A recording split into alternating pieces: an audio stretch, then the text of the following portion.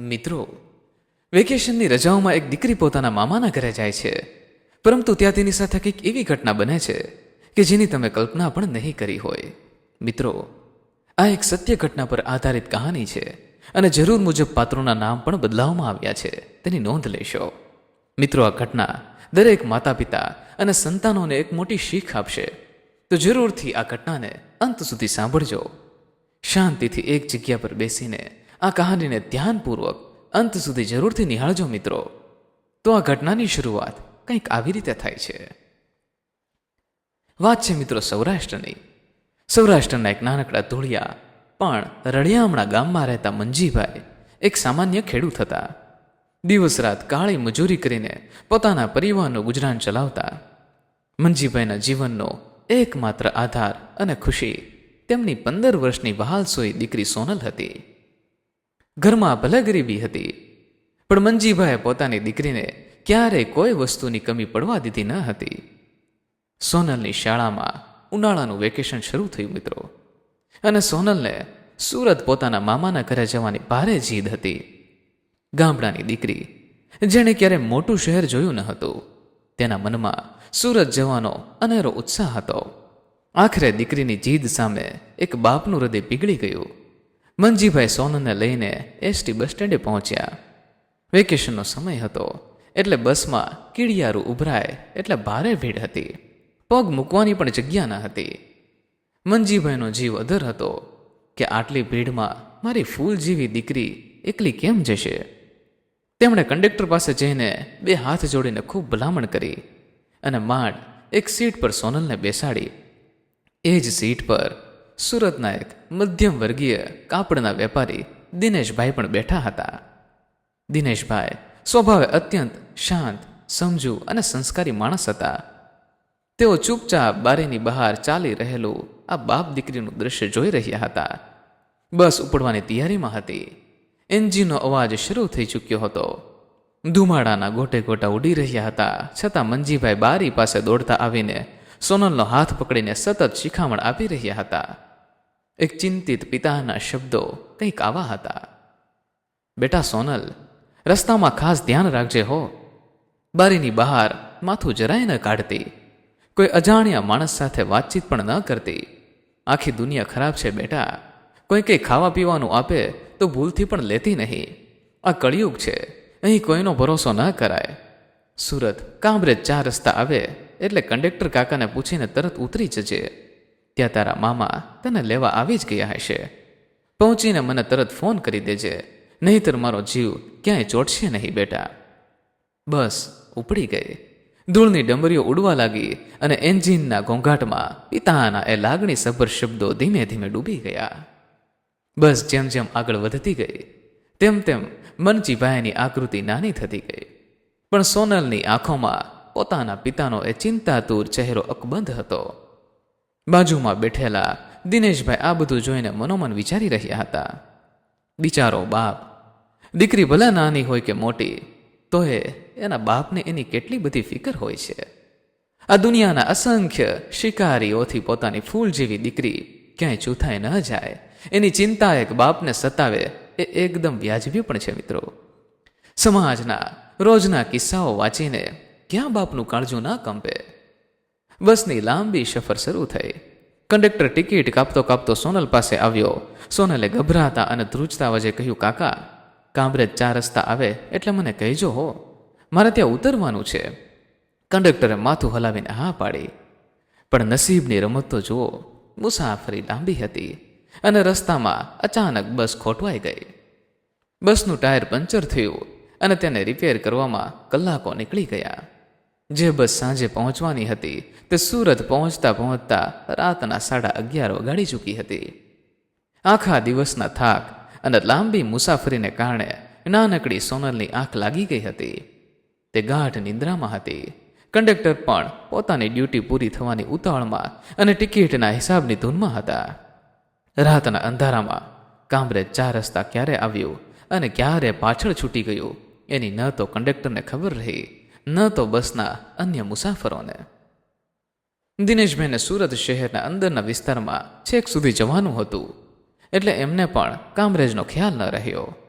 જ્યારે બસ છેક Surat central bus stand પર જઈને ઊભી રહી અને ડ્રાઈવરે એન્જિન બંધ કર્યું, ત્યારે ચારે બાજુનો કોલાહલ શાંત થયો. બધા મુસાફરો પોતપોતાનો સામાન લઈને ઉતરવા લાગ્યા.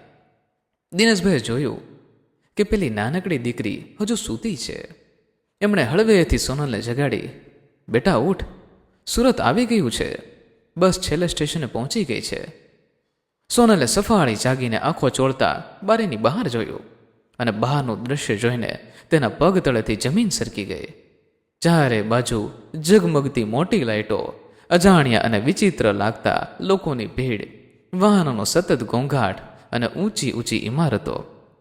કામરેજનું નાનકડું શાંત સ્ટેન્ડ ક્યાં અને આટલું મોટું ભયાનક લાગતું બસ સ્ટેન્ડ ક્યાં? દીકરીના તો હોશ જ ઉડી ગયા.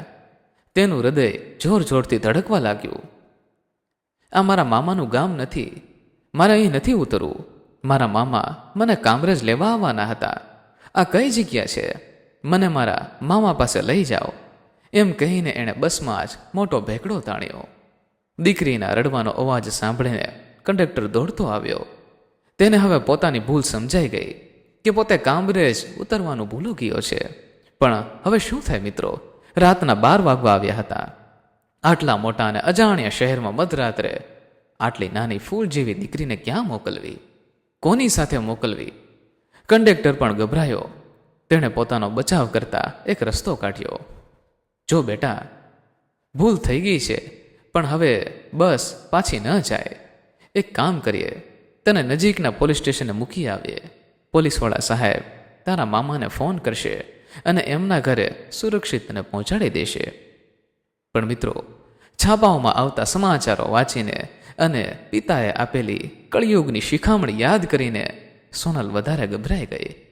પોલીસનું નામ સાંભળતા જ એનું રડવાનું બમણું થઈ ગયું. એને કંડક્ટરની સહી સલામતવાળી વાતમાં જરાય ભરોસો ન પડ્યો. એને લાગ્યું કે આ લોકો મને ક્યાંક વેચી મારશે કે મારું અપહરણ કરી લેશે. આખો મામલો ગંભીર બની રહ્યો હતો. બસમાં રહેલા 2-4 લોકો તમાશો જોઈ રહ્યા હતા, પણ કોઈ મદદ માટે આગળ આવ્યું નહીં. ત્યારે જ દિનેશભાઈ, જે આ બધું જોઈ રહ્યા હતા, તેમના અંદરનો એક પિતા જાગી ઉઠ્યો.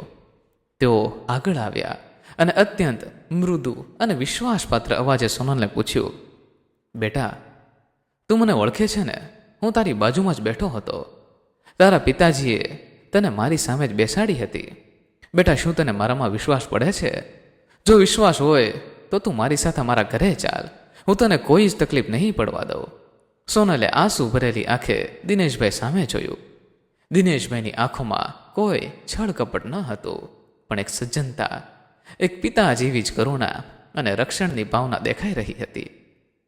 ક્યારેક માણસનો અંતરાત્મા સાચા માણસને ઓળખી લેતો હોય છે મિત્રો. સોનલે રડતા રડતા હા પાડી તેમની આંગળી પકડી લીધી. દિનેશભાઈ રાતના સમયે એક રિક્ષા કરીને સોનલને લઈને પોતાના ઘરે પહોંચ્યા. દિનેશભાઈના પત્ની જાગતા જ હતા. ઘરમાં પ્રવેશતા જ દિનેશભાઈએ સોનલને પોતાની પત્નીના હાથમાં સોંપીને કહ્યું, સાંભળો, આ એક પારકી થાપણ છે. રસ્તો ભૂલી ગઈ છે. આજની રાત આપણે આ દીકરીને આપણી સગી દીકરીની જેમ સાચવવાની છે. એના માવતર ત્યાં રડતા હશે. મેં એમને ફોન કરીને જાણ કરવાની કોશિશ કરી, પરંતુ નેટવર્ક પ્રોબ્લેમના લીધે એમની સાથે સંપર્ક નથી થઈ શક્યો અને અત્યારે બીજો કોઈ વિકલ્પ નથી. દિનેશભાઈના પત્ની પણ એટલા જ દયાળુ અને માયાળુ હતા મિત્રો. તેમણે તરત જ સોનલને વહાલથી પોતાની પાસે બેસાડી, માથા પર હાથ ફેરવ્યો, દીકરીને શાંત પાડીને તરત જ ગરમ ભોજન પીરસ્યું. લે બેટા, તું સવારની ભૂખી હોઈશ, થોડું ખાઈ લે બેટા. પણ સોનલના મનમાં તો હજુ પણ ભયનો માહોલ હતો. એના કાનમાં તો એના પિતાના શબ્દો જ ગુંજતા હતા, બેટા, પારકા માણસોનો ભરોસો કરવો નહીં અને કોઈનું આપેલું ખાવું નહીં. ભલે આ લોકો સારા દેખાતા હોય, પણ જો જમવામાં કંઈક ભેળવી દીધું હશે તો. આ વિચારથી જ સોનલે એક કોળિયો પણ ન ખાધો અને ફરીથી રડવા લાગી. મારે કંઈ નથી ખાવું. મને ગમે તેમ કરીને અત્યારે જ મારા મામા પાસે કામરેજ લઈ જાઓ. મારા બાપુજી ચિંતા કરતા હશે. પ્લીઝ અત્યારે ને અત્યારે લઈ જાઓ. દિનેશભાઈ સમજી ગયા કે આ દીકરીના મનમાંથી ડર કોઈ કાળે નહીં જાય. એ જ્યાં સુધી એના પોતાના લોકો પાસે નહીં પહોંચે ત્યાં સુધી ન તો એ ખાશે ન તો એ સૂઈ શકશે. રાતના 12:30 વાગી ચૂક્યા હતા, છતાં દિનેશભાઈએ કોઈ પણ જાતની આળસ કર્યા વિના પોતાનું જૂનું સ્કૂટર બહાર કાઢ્યું. તેમણે પોતાના પત્નીને કહ્યું, હું આને લઈને કામરેજ જાઉં છું. એના મામાનું સરનામું એની પાસે છે. જો હું આજે એને નહીં પહોંચાડું તો આખી રાત એનું રડવું બંધ નહીં થાય અને એનો બાપ ત્યાં ગામડે જીવતે જીવ મરી જશે. તેમણે સોનલને પાછળ બેસાડી. તેને ઠંડી ન લાગે એટલે પત્નીએ એક ગરમ શાલ ઓઢાડી અને સુરતના સુમસામ અને ખાલી રસ્તાઓ પર અડધો કલાકની જોખમી મુસાફરી કરીને તેઓ છેક કામરેજ પહોંચ્યા. રાત્રે 1:30 વાગ્યાની આસપાસ સોનલે બતાવેલા સરનામે પહોંચીને દિનેશભાઈએ મામાના ઘરનો દરવાજો ખખડાવ્યો. અંદરથી મામા અને અન્ય સગાઓ જાગી ઉઠ્યા. દરવાજો ખુલ્યો. સામે સોનલને ઊભેલી જોઈને મામાનો જીવ હેઠો બેઠો. દિનેશભાઈ મામાના હાથમાં ભાણીને સોંપી અને બસમાં બનેલી બધી જ વાત વિગતે કરી. ત્યાં સુધીમાં ગામડે જીવનભાઈ અને અહીં સુરતમાં મામા બંને ચિંતામાં અડધા થઈ ગયા હતા. ફોન પર સંપર્ક ન થવાના કારણે તેઓ પોલીસ સ્ટેશને જવાની તૈયારી કરી જ રહ્યા હતા. સોનલે અખંડ અને જીવતી જાગતી સહી સલામત જોઈને બંને પરિવારનો જીવમાં જીવ આવ્યો. મંજીભાઈને રાત્રે જ ફોન કરીને જાણ કરવામાં આવી કે સોનલ પહોંચી ગઈ છે. દિનેશભાઈએ પાણીનો એક ગ્લાસ પીધો અને ત્યાંથી વિદાય લીધી. જ્યારે તેઓ પાછા પોતાના ઘરે ફર્યા ત્યારે રાતના 3 વાગી ચૂક્યા હતા. શરીર થાકથી ચૂર હતું. પત્ની હજુ જાગતી હતી. દરવાજો ખોલતા જ પૂછ્યું, દીકરી પહોંચી ગઈ ને સહી સલામત? એ લોકોએ તમારો આભાર તો માન્યો ને? તમે આખી રાત ઉજાગરો કર્યો એના માટે 2 શબ્દો તો કહ્યા ને? દિનેશભાઈના ચહેરા પર એક શાંત સ્મિત હતું, પણ અવાજમાં દુનિયાદારીની હળવી હતાશા હતી. ગાંડી, આપણે જે કર્યું એ કોઈ આભાર માટે થોડું કર્યું છે. એ તો માનવતા ખાતર કર્યું છે. એક પિતા તરીકે મારી ફરજ હતી. કોઈ આભાર માને કે ન માને એનાથી આપણને શું ફરક પડે છે? ઉપરવાળો બધું જ જુએ છે. બસ મારી આત્માને શાંતિ છે કે કોઈની દીકરી આજે સહી સલામત એના ઘરે પહોંચી ગઈ છે. પણ સૌરાષ્ટ્રના માણસો એમના સંસ્કાર અને સંબંધ નિભાવવામાં તથા આભાર વ્યક્ત કરવામાં કેટલા જબરા હોય છે એની સાબિતી મિત્રો બીજા જ દિવસે મળી ગઈ. સવાર પડતા જ મંજીભાઈ ગામડેથી પહેલી બસ પકડીને સુરત આવી ગયા હતા. મામા અને મંજીભાઈ સહપરિવાર એક ગાડી બાંધીને દિનેશભાઈના ઘરે આવી ચડ્યા. દિનેશભાઈ તો આશ્ચર્યચકિત થઈ ગયા. તેમણે ઘરમાં આવકાર્યા. મંજીભાઈએ પોતાના ખેતરનો તાજો ગોળ, ઘી, શાકભાજી અને કપડાં એમ ભેટ સોગાતોની વણઝાર દિનેશભાઈના આંગણામાં લગાવી દીધી. મિત્રો, મંજીભાઈની આંખોમાંથી સતત ચોધાર આંસુ વહી રહ્યા હતા. તેઓ દિનેશભાઈના પગ પકડવા નીચે નમ્યા. દિનેશભાઈએ તેમને ઊભા રાખ્યા અને ગળે લગાડ્યા. મંજીભાઈ ગળગળા સાદે બોલ્યા, ભાઈલા, જો કાલે રાત્રે તમે બસમાં ન હોત તો મારી આ ફૂલ જેવી દીકરીનું શું થાત એ વિચારથી જ મારા રૂવાડા ઊભા થઈ જાય છે. તમે મારી દીકરીને નથી બચાવી, તમે આખા પરિવારની આબરૂ અને જીવ બચાવ્યો છે. એમણે સોનલને પોતાની પાસે બોલાવી અને આદેશ આપ્યો, બેટા સોનલ, આજથી આપણો નવો સંબંધ શરૂ થાય છે. આ તારા બીજા પિતા અને મારા સગા ભાઈ સમાન છે. અજાણ્યા લોકો વચ્ચે લોહીથી પણ ઘેરા એવા સંબંધની બીજ વવાઈ ચૂક્યા હતા. હવે બસ સમય આવ્યો. આ વહેવાલા બીજની ફસલ ઉગવાની પ્રતીક્ષા હતી. મિત્રો, વર્ષો વીતતા ગયા. સમય કોઈની માટે રોકાતો નથી. સોનલ મોટી થઈ ગઈ. તે દેખાવમાં એટલી સુંદર હતી, ભણવામાં એનાથી પણ વધુ તેજસ્વી સાબિત થઈ.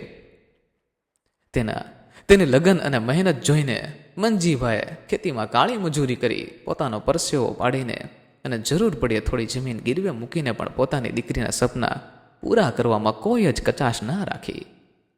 સોનલને પોતાની મહેનતના બળે સરકારી મેડિકલ કોલેજમાં એડમિશન મળી ગયું. દિવસ રાત એક કરીને તમામ મોજશોખ તેજીને એક કાબેલ ડૉક્ટર બની ગઈ. એણે MD કર્યું અને કાર્ડિયોલોજી એટલે કે હૃદયરોગનો અભ્યાસ પૂર્ણ કર્યો. પોતાની કાબિલિયતના આધારે સુરતની જે એક બહુ મોટી અને અત્યંત પ્રખ્યાત મલ્ટી સ્પેશિયાલિટી હોસ્પિટલમાં તે ચીફ હાર્ટ સ્પેશિયાલિસ્ટ તરીકે જોડાઈ ગઈ. ગરીબ ખેડૂતની દીકરી આજે એક મોટી ડૉક્ટર બની ગઈ હતી. સમય જતાં એક સુખી સંપન્ન અને શિક્ષિત પરિવારમાં ડૉક્ટર સોનલના લગ્ન પણ થઈ ગયા. મંજીભાઈની છાતી ગર્વથી ગજગજ ફૂલતી હતી કે તેમની દીકરીએ તેમનું નામ રોશન કર્યું છે. બીજી તરફ સુરતમાં સમયનું ચક્ર દિનેશભાઈ માટે ઊંધું ફર્યું હતું. જિંદગી ક્યારે કયો વળાંક લે છે તે કોઈ કહી શકતું નથી મિત્રો. સુરતમાં રહેલા દિનેશભાઈના કાપડના ધમધમતા વેપારમાં અચાનક મોટી ખોટ આવી ગઈ. માર્કેટમાં ઉઘરાણી ફસાઈ ગઈ અને દેવું વધવા લાગ્યું.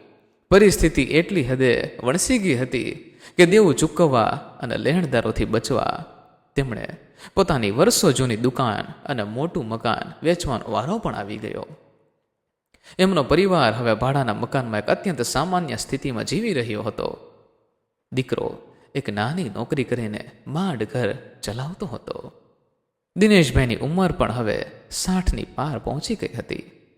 જીવનભરની કમાણી લૂંટાઈ જવાની ચિંતાઓ અને આર્થિક તંગીના તણાવે તેમના શરીરને અંદરથી કોરી ખાતું હતું અને અનેક બીમારીઓએ તેમને ઘેરી લીધા હતા. એક દિવસ શિયાળાની રાત્રે અચાનક દિનેશભાઈને છાતીમાં સખત દુખાવો ઉપડ્યો. તેમને પરસેવો વળવા લાગ્યો અને તેઓ છાતી પકડીને જમીન પર ફસડાઈ પડ્યા. તેમનો દીકરો અને પત્ની ગભરાઈ ગયા. આજુબાજુવાળાની મદદથી તાત્કાલિક એમ્બ્યુલન્સ બોલાવીને પિતાને સુરતની સૌથી મોટી અને મોંઘી હોસ્પિટલમાં દાખલ કરવામાં આવ્યા. નિયતિનો ખેલ તો જુઓ મિત્રો. આ એ જ હોસ્પિટલ હતી જ્યાં ડૉક્ટર સોનલ ફરજ બજાવતી હતી. ઇમરજન્સી હોર્ડમાં દિનેશભાઈને દાખલ કરવામાં આવ્યા. ઇસીજી અને અન્ય રિપોર્ટ જોતા જ તે હાજર જુનિયર ડૉક્ટરોએ દીકરાને બોલાવીને કહ્યું, ભાઈ, દર્દીની સ્થિતિ ખૂબ જ ગંભીર છે.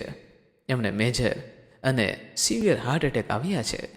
હૃદયની મુખ્ય નળીઓ બ્લોક છે. તાત્કાલિક બાયપાસ સર્જરી કરવી પડશે અને આનો ખર્ચ અંદાજે 4 થી 5 લાખ રૂપિયા થશે. તમારે જલ્દી નિર્ણય લેવો પડશે. સમય બિલકુલ નથી.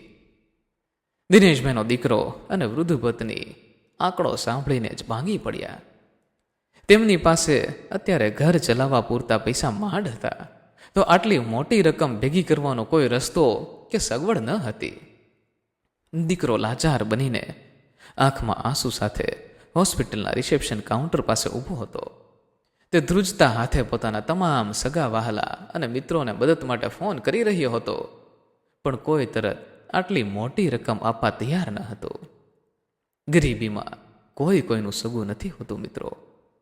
એ વાત આજે તેને સમજાઈ રહી હતી. ત્યાં જ હોસ્પિટલના મુખ્ય હાર્ટ સર્જન ડૉક્ટર સોનલ મેડમ પોતાના રાઉન્ડ પર નીકળ્યા. તેમની નજર રિસેપ્શન પાસે ધ્રુસકે રડતા એક યુવાન અને આઈસીયુની બહાર કાચમાંથી લાચાર બનીને દેખાતા દર્દી પર પડી. ડૉક્ટર તરીકે તેમની ફરજ હતી એટલે સોનલે ધીમેથી અંદર જઈને પથારી પર બેભાન પડેલા એ દર્દીનો ચહેરો જોયો. ચહેરો જોતા જ સોનલના પગ ત્યાં જ જકડાઈ ગયા. એના શ્વાસ જાણે ઘડીભર માટે થંભી ગયા. એના હાથમાંથી રિપોર્ટની ફાઇલ નીચે પડી ગઈ. અરે, આ તો એ જ દિનેશ કાકા છે, એ જ પવિત્ર અને સજ્જન ચહેરો જેમણે વર્ષો પહેલા એ કડકડતી ઠંડીમાં અડધી રાત્રે એક અજાણી દીકરીનો હાથ પકડીને તેને સુરક્ષિત એના મામાના ઘરે પહોંચાડી હતી. જો એ રાત્રે એમણે આશરો ન આપ્યો હોત તો કદાચ આજે સોનલ આ દુનિયામાં જ ન હોત. સોનલની આંખો સામે એ રાતનું એક દ્રશ્ય ચલચિત્રની જેમ તરવરી ઉઠ્યું. એ બસ સ્ટેન્ડનો ડર, દિનેશ કાકાના મૃદુ અવાજ, એમની પત્નીએ પીરસેલું ગરમ ભોજન અને રાતની સ્કૂટરની સફર. તેણે તરત જ પોતાની જાતને સંભાળી અને જુનિયર સ્ટાફને કડક અવાજમાં આદેશ આપ્યો, આ પેશન્ટને તાત્કાલિક 1 પણ મિનિટ બગાડ્યા વગર ઓપરેશન થિયેટરમાં શિફ્ટ કરો, અત્યારે જ. અને હા, બહાર ઊભેલા એમના પરિવારને જઈને કહી દો કે પૈસા કે ખર્ચની કોઈ ચિંતા ન કરે. બિલ કાઉન્ટર પર જમા કરાવવાની જરૂર નથી. આ ઓપરેશનની અને આ પેશન્ટની સંપૂર્ણ જવાબદારી મારી છે. આખી હોસ્પિટલમાં દોડધામ મચી ગઈ.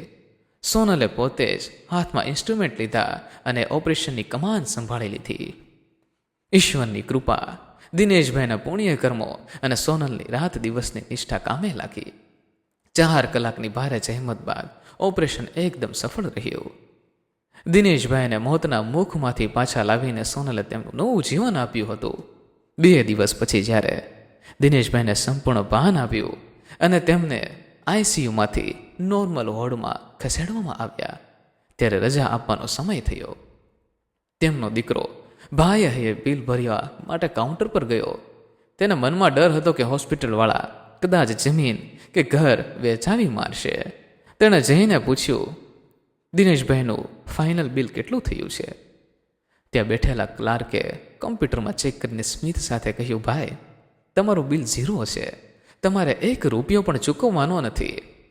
અમારા ચીફ ડૉક્ટર મેડમે બધો જ ખર્ચ હોસ્પિટલના ટ્રસ્ટ ફંડમાંથી અને ખૂટતી રકમ પોતાની ફી જતી કરીને તથા પોતાના ખિસ્સામાંથી પૂરી કરી દીધી છે. એમણે તમને મળવા એમની કેબિનમાં પણ બોલાવ્યા છે. દીકરો અને વ્હીલચેરમાં બેઠેલા દિનેશભાઈ આશ્ચર્યચકિત થઈ ગયા. કોઈ ડૉક્ટર આવું શા માટે કરે? આજના જમાનામાં આવો દેવદૂત કોણ હોય છે મિત્રો? પિતા પુત્ર ધીમા પગલે ડૉક્ટરની કેબિનમાં દાખલ થયા. સોનલ તેમને જોતા જ પોતાની ખુરશી પરથી ઊભી થઈ ગઈ.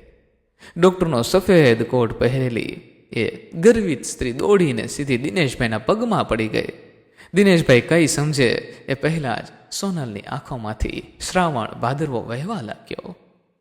તેણે ગળગળા આંસુ ભરેલા સાદે કહ્યું, દિનેશ કાકા, ઓળખી મને? હું એ જ મંજીભાઈની દીકરી સોનલ છું, જેને વર્ષો પહેલાં તમે અડધી રાત્રે તમારી પોતાની દીકરી સમજીને સુરક્ષિત એના મામાના ઘરે પહોંચાડી હતી.